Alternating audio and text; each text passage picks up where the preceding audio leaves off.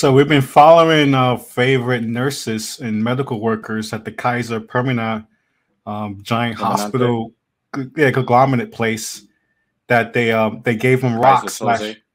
they gave them rocks last year. Remember that they gave them rocks for Yeah. middle of They the told them to pandemic. pick rocks. They gave them nurse rocks, and then those nurses pretty recently were like, "Fuck We've that!" got No. moon rocks and we've got nurse rocks.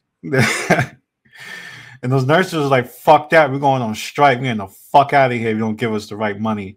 So we're gonna share this article. The strike was averted, but it's still a slap in the face. So it's been rocks. It's been slap in the face. It's been all kind of terms being used. So the management initial offer was 1% raise and a 26% cut in salary. So remember we talked about the salary of this man, one of the guys who runs this company. He definitely got more than 1%. 1% raise. Okay. I think he's getting 1% of all the money that the company makes.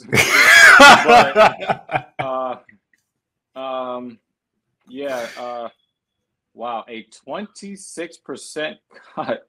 And so, have you noticed that a lot of these unions have been having to deal with contract offers like this? Like the union will say, well, for the people that already work here, but the next people that come in, we're going to screw them over. And then who's going to want to come work for them at that point? Like, I don't get it. I don't know, desperate ass people who's starving to death, and that's what they're trying to do to our population. You see that, right? They're like, they want you to have your baby and just go to work holding your baby. They literally they want you to do that, like, because there's no parental leave for nobody, so you got to be like breastfeeding while you're giving people booster shots. I mean, what the fuck is up with this place? So across corporate America, relations between companies and their labor unions range from chilly to ice cold. Captain Obvious to the rescue. So if you don't notice that there's a chilly relationship between union and corporations, you're not getting paid enough. And the thing is, I hate these stupid ass superlatives. Like, they want to use all of these fancy terms. Nigga, pay me. Where's my fucking money? Because that's what it boils down to. Like, it's not like, oh, there's a chilly relation. No, this is not like, hey, best friends are going through a rough spot. No, nigga, you're not my friend. I need money. So we're gonna go here. Best fucking friends when you fucking pay me. So last week, one of Kaiser's nursing unions served notice there was strike on. We talked about this on November 15th, and soon after, several unions also voted to strike. So saying that the labor costs were far above its competitors. Kaiser initially, look at this, were far above its competitors. Dude, we didn't we tell a story about how some guy got like a free sandwich from the hospital cafeteria for $6. You got a $6 voucher. Son. You almost died from the Rona. Here's a $6 voucher. So Dr. Regis and I, we know that's a lie about this saving the labor costs above. Do you know what they really gave him? Like for real? A piece of an old dirty sandwich. That's really what that was. They tell us we're heroes. It makes sense that these work. It makes sense that these nurses. I want to focus on this right here. Scroll back up. Right, they tell us we're heroes, and we're much appreciated because of everything we did during the pandemic. But their offer shows that they don't mean it. We're the ones who sustained the hospitals, took care of the sick like it was a war zone. Dealt with all of these anti-vaxxers. We had to. We got to talk about this money. People with ventilation machines. We're human beings who care about other human beings, but we had to watch thousands die in front of us, and there was nothing we can do about it. And we had to keep them away from their families too, right? We had to do all of this fucked up pandemic-related shit, right? And then your response is, well, we'll give you 20% of less money, the rise in the cost of living, and we're gonna cut a whole quarter of the salary for anybody that comes to replace your burned out ass. That's how you support the essential workers. You make them work harder. So this is why they're screaming outside of the hospitals. So we're gonna go to this. Kaiser wages were risen to the point where his union members earn average 26% above the market rate. And your thing is to bring them down 26%. That's but let's talk about your compensation, shall we? I think it's like 2,600% above what you should be getting. It wasn't like 14 million, and then it went up to like around 30 million. No, it was like 16, and it went to 30. What percentage increase of salary is that, bro? That is more than 1% increase. I think it firmly plants him in the 0.0001%. So they offered a 1% a year raise, while his largest union representative has a contract that calls for raises of 3% a year over the next 2 years. So labor experts said Kaiser's two-tier we're going to pay proposal 15% less than current workers. Oh, yeah. So it's not they want to pay him less, but not too much. This is interesting. Several labor experts says Kaiser made some elementary bargaining mistakes that were bound to inflame his workers. See, the thing is that if you want to lowball your offer, you have to make sure that it's an offer that sounds somewhat like you're not trying to disrespect them. I mean, you are trying to disrespect them. You shouldn't make it that obvious to show your disdain and your lack of respect for your workers. So you have to make sure that the offer is not too low, and they went below that. So that's really what that's really what they're saying about their employees. If we could pay you nothing, we would. I mean, they gave them rocks. They gave them rocks, and they wrote "kick" on the rocks. So we're gonna talk about this. I wonder why Bernard Tyson died of a heart attack. Maybe you should have paid those nurses a little bit more money. It might still be alive. Kelly, he did some work. So I'm trying to pull up this man's salary. So there's a lot of things. Like Kaiser received almost $500 million from the CARES Act that they had to return. There's a lot of shady things about Kaiser that people they just got a $900 million new headquarters and a new CEO. So they've been spending a lot of money over the past few years before the pandemic. So this is why like these nurses have been getting it's been boring. It's been boring. It's not just out of nowhere. People didn't realize this kind of stuff just didn't happen out of nowhere, right? It's just been building up for years at these places. People don't just decide to strike and worry not have a job anymore.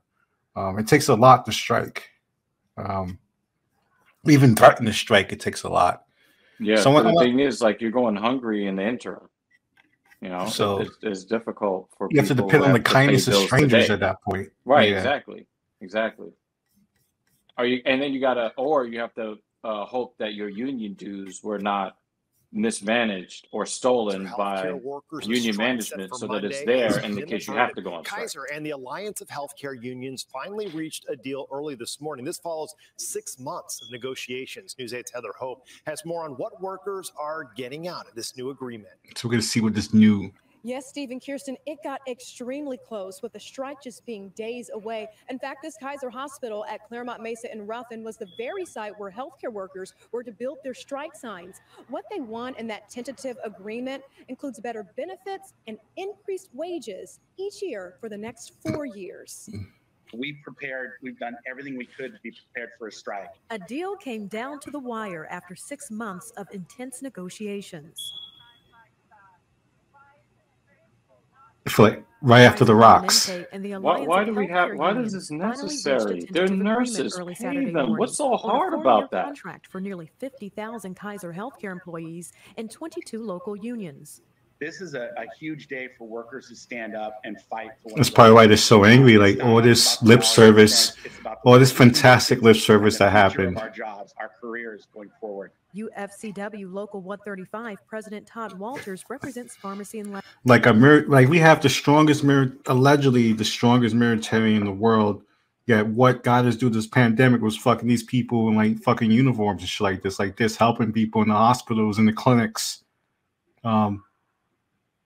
So it's crazy that we just it's disrespect. It's like crazy. People are gonna be writing this shit in the history books. Laboratory workers. He says all the employee unions fought hard against a 1% pay increase and a 2-tier wage and benefit system that Kaiser proposed. It's going to be the next chapter right after the French Revolution. Benefits and a different wage structure. Under the new agreement, there will be across-the-board guaranteed wage increases.